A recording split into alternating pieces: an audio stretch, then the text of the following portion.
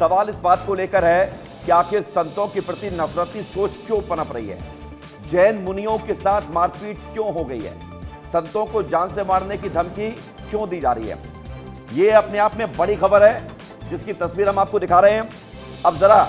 अब जरा इस तस्वीर के साथ ही इस खबर को आपको और दिखाना चाहिए। दो तस्वीर आप देखिए। संत को धमकी मिली है, जबलपुर में जान से मारने की धमकी दी गई है।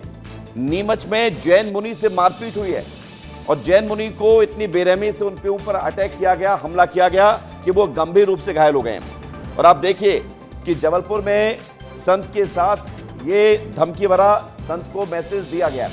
इस खबर को हम आपको विस्तार से बताते हैं और जिन्हें धमकी मिली वो हमारे साथ जुड़ने जा रहे हैं। लेकिन नीमच में क्या हुआ सबसे पहले आप ये जान लीजिए। नीमच में जैन मुनियों के साथ मारपीट का मामला सामने आता है। लाठी डंडों से उन पर हमला किया जाता है। पुलिस ने 6 संदिग्धों को हिरासत में लिया है। कलेक्टर एसपी ने जैन मुनियों से मुलाकात भी की है। मध्य प्रदेश में पुजारियों पर हमले के मामले बढ़ते जा रहे हैं और देवास में आपको याद होगा कि पुजारी पर हमला हुआ था, अटैक हुआ था, मारपीट हुई थी, धमकी दी गई थी। और अब जैन मुनियों पर इस तरह से बदमाशों ने हमला किया है, जिसके बाद एक मुनि ने बाइक सवार राहगीर को रोककर मदद भी मांगी, लेकिन इस पूरे मामले में मदद तो दी गई और पुलिस को भी खबर दी गई है। बालाजी मंदिर पर विश्राम कर रहे थे। विश्राम के दौरान रात्रि करीब 10 बजे 3 नाराज लोगों के साथ में असामाजिक तत्वों द्वारा मारपीट की गई। मारपीट दौरान सूचना मिलने पर मेरे द्वारा तुरंत कार्रवाई करते हुए जैन समुदाय के वरिष्ठ कार्यकर्ताओं द्वारा थाने पर रिपोर्ट की गई।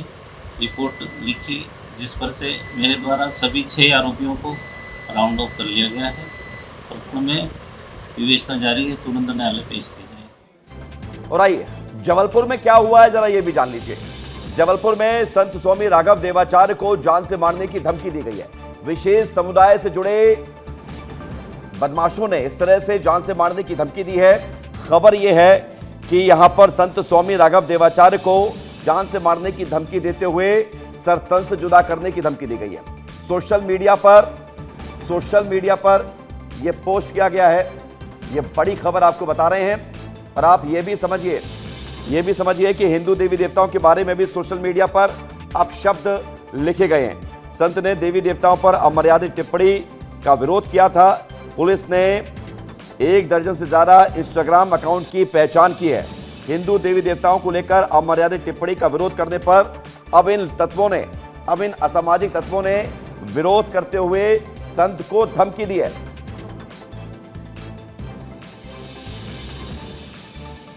तो आप सुन रहे हैं, देख रहे हैं लगातार कि जैन मुनियों पर हमले किए जा रहे हैं, संतों को धमकी दी जा रही है और इस पूरे मामले पर सियासत भी हो रही है। कांग्रेस के प्रदेश अध्यक्ष जीतू पटवारी ने मंदिर में देवास में पुजारी के साथ धमकी देने का मामला, साधु संतों पर हो रहे हमलों पर सरकार पर निशाना साधा है, बीजेपी पर निशाना साधा है और क्या कुछ कहा है, देख लीजिए। हमारे साथ इस वक्त मध्य प्रदेश कांग्रेस कमेटी के अध्यक्ष जीतू पटवारी हैं, जो अपने हर बात को एक अलग तरीके से रखते हैं। जीतू भैया, अभी एक मुद्दा सामने आया है नीमच में जो साधु संतों पर हमला हुआ है और लगातार ऐसे जो हादसे हैं वो प्रदेश में हो रहे हैं। ये नरेंद्र मोदी जी का नया भारत है जिसमें घृणा और नफरत इतनी अद्भुत और अकल्पनीय हो गई है जिसकी पराकाष्ठा चल रही है। यहाँ पर मंदिर में पुजारियों को पीटा जाने लगा। यहाँ पर भगवान के नाम पर सांप्रदायिक सौहार्द बिगाड़ा जा रहा है। यहाँ पर जैन साधु संतों की पिटाई होने लगी है। ये ऐसा भारत नहीं है हमारा। ये जगह जगह धार्मिक उन्माद के नाम पर नफरत फैलाना, घृणा फैलाना और सरकार उसकी सहायता करे राजनीतिक लाभ के लिए।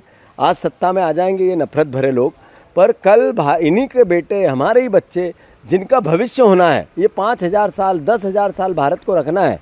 तो जो लोग आज सत्ता में थोड़े दिन के हैं पर उसके बाद करोड़ों सालों तक हिंदुस्तान को रहना है, तो कैसा हिंदुस्तान चाहिए हमें। एक इसी को लेकर एक बड़ा मुद्दा था। बीते दिनों भाजपा विधायक गोलू शुक्ला के बेटे रुद्राक्ष शुक्ला चामुंडा देवी के दर्शन करने जाते हैं। रुद्राक्ष की बात नहीं है, कैलाश विजयवर्गीय वाला केस ले लो, बीजेपी के एक मंत्री हैं वहाँ के पटेल, उनके बच्चे की बात ले लो, या जगह जगह अगर सर्च करो गूगल पे तो 25 केस आ जाएंगे कि नेताओं के बच्चों पे भी सत्ता का मत चढ़ा हुआ है। तो इन सभी तमाम मुद्दों पर आपने देखा प्रदेश के कांग्रेस अध्यक्ष जीतू पटवारी को। कैमरामैन केशव मराठा के साथ अक्षत मिश्रा, इंदौर। तो सुन लिया आपने इस पूरे मामले में क्या कुछ हो रहा है, लेकिन सबके बीच चिंता इस बात को लेकर है कि संतों के दुश्मन कौन बन रहा है, कौन है जो संतों के खिलाफ नफरती सोच रख रहा है। इस वक्त हमारे साथ स्वामी राघव देवाचार्य जी जुड़ गए हैं। महाराज जी बहुत स्वागत आपका विस्तार न्यूज में। और हमारे साथ महामंडलेश्वर ज्ञानदास जी महाराज भी जुड़ गए हैं उज्जैन से, बहुत स्वागत आपका ज्ञानदास महाराज जी। सवाल मेरा स्वामी राघव देवाचार्य जी आपसे है, क्योंकि धमकी आपको मिली है, आपको लेकर टिप्पणी की गई है सोशल मीडिया पर, आपको ये धमकी क्यों दी गई है, क्या इशारा किया जा रहा है आपको लेकर, और इस धमकी के बाद आपने क्या किया है स्वामी जी? ठीक, क्या हुआ, कुछ दिन पहले जबलपुर संस्कार धानी में एक बड़ा पुराना मंदिर है और बड़ा पुरातन मंदिर है, बूढ़ी खेरमाई का मंदिर है जी। उनको बूढ़ी खेरमाई के नाम से जाना जाता है। उस मंदिर के नाम से एक आशिक अंसारी नाम के व्यक्ति ने गालियां दी और मंदिर के लोगों को दर्शन करने जा रहे थे तो उनके ऊपर मांस के टुकड़े फेंके।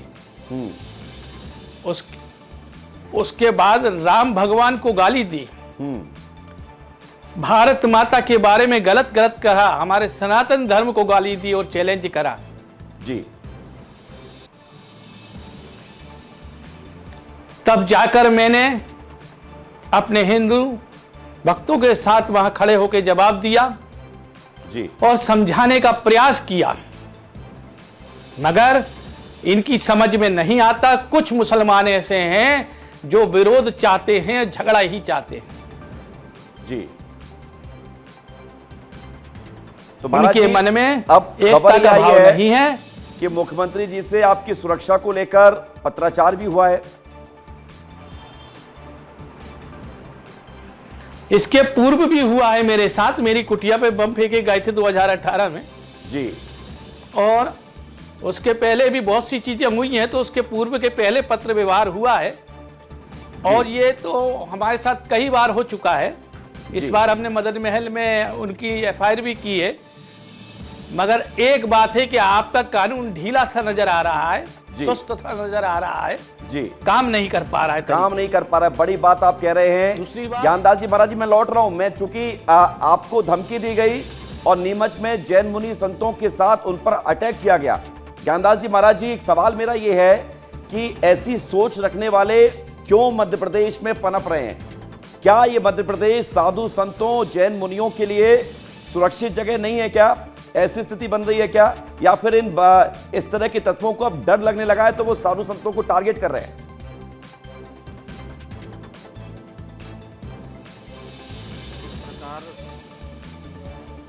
हमारे नीमच में जैन मुनियों के साथ जो घटना हुई है बहुत ही दुखद घटना है, दयनीय घटना है।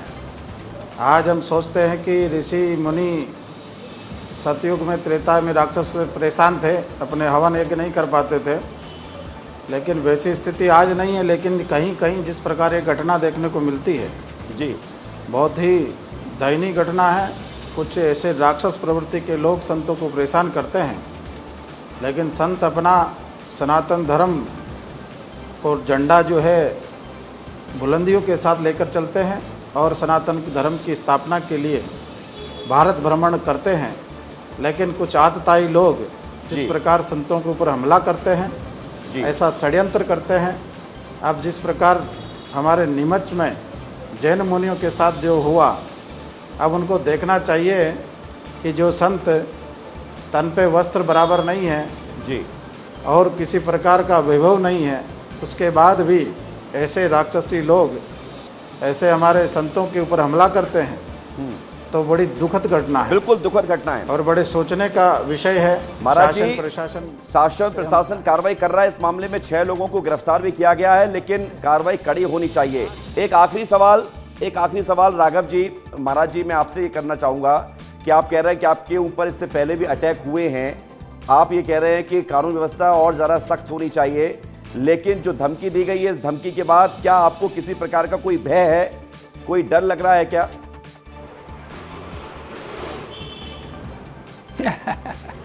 भय किसका, भय किसका? मुझे, मैं अपने भारत में रह रहा हूं, मुझे किसका भय? जी,